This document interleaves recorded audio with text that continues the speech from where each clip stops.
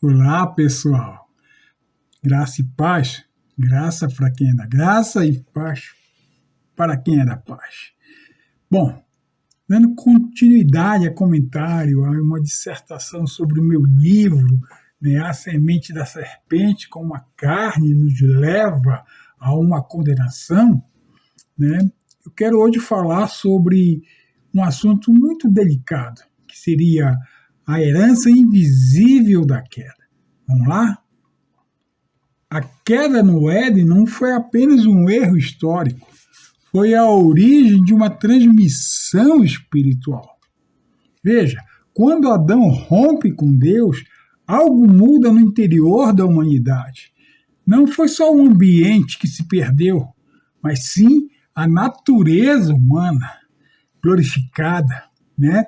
Então, a partir daquele dia da queda, o homem passou a gerar homens à sua própria semelhança caída, carregando no íntimo a carne, uma inclinação herdada que governa nossos desejos, os nossos pensamentos e as nossas decisões.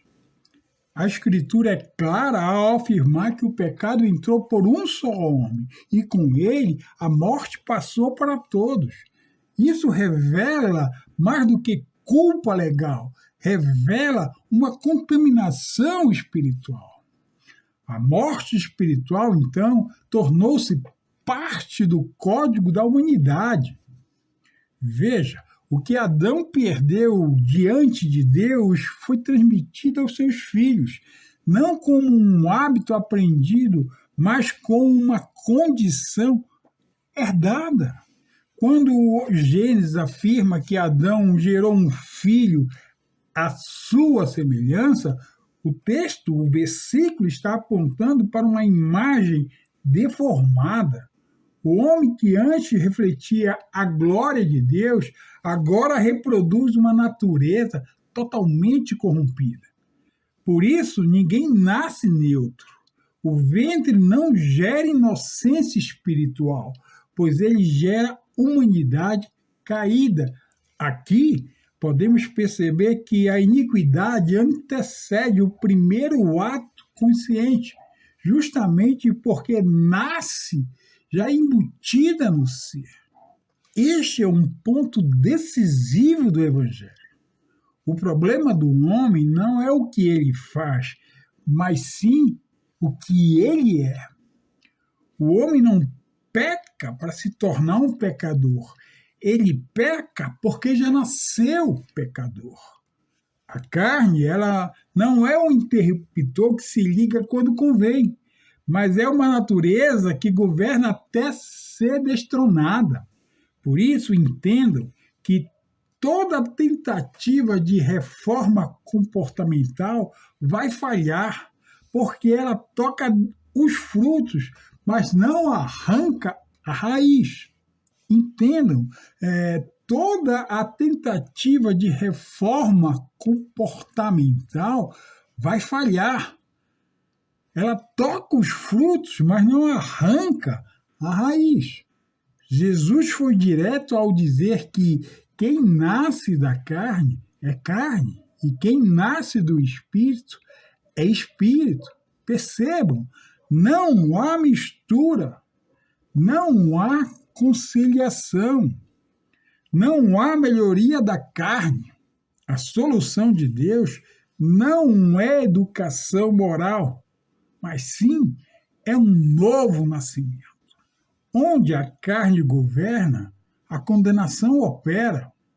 Onde o Espírito governa, a vida se manifesta. A Bíblia nos descreve que a humanidade sem Cristo é como, por natureza, filhos da ira. Isso não é uma linguagem exagerada, é diagnóstico espiritual. A mesma herança corre no sangue de todos, ou seja, morte espiritual, separação de Deus e escravidão à carne. Por isso, o mundo jaz no maligno, não apenas por escolhas conscientes, mas porque nasceu sob o governo errado. Diante disso, a cruz se executa como o único caminho. Ela não negocia com a carne, pois ela executa. Com a cruz, a carne é crucificada. A mensagem do reino é inequívoca. Ou a carne é colocada no madeiro, ou ela conduz realmente à condenação. Não existe neutralidade espiritual. Ou se permanece no nascimento da carne, vivendo segundo a carne, ou se nasce do Espírito e passa a viver segundo o Espírito.